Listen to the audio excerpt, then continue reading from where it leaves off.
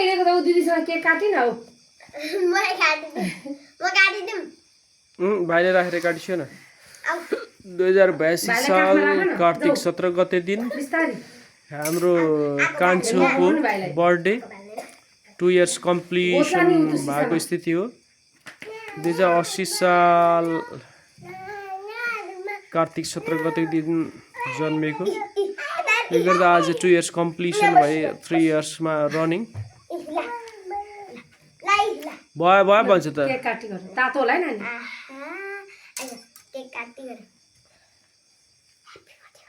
happy birthday ल यता piano पनि गिफ्ट छ मम्मीको तर्फबाट ह्यापी बर्थडे टु यु खै ह्यापी बर्थडे भनेको ह्यापी बर्थडे भाइ भाइ ह्यापी बर्थडे भन ल सधैँभरि खुसी रहनु हेल्दी रहनु समाजमा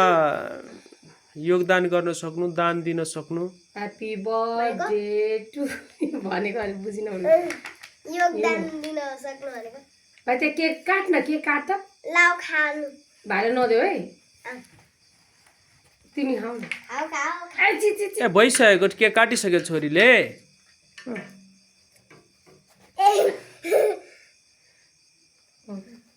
खाऊ थ्याङ्क यू छोरी बर्थडे चाहिँ भाइको केक काट्ने चाहिँ छोरी यस व्हाट बिन के अरे छोरा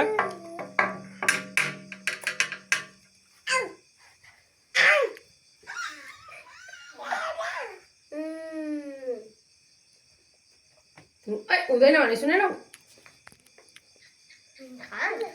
हुन्न भन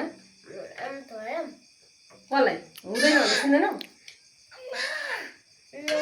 केक पनि खानु भएन होइन त बर्थडे सेलिब्रेसन जसले गर्दैछ हिजो मात्रै अस्पतालबाट डिस्चार्ज भएर आएको मान्छे है हाम्रो कान्छ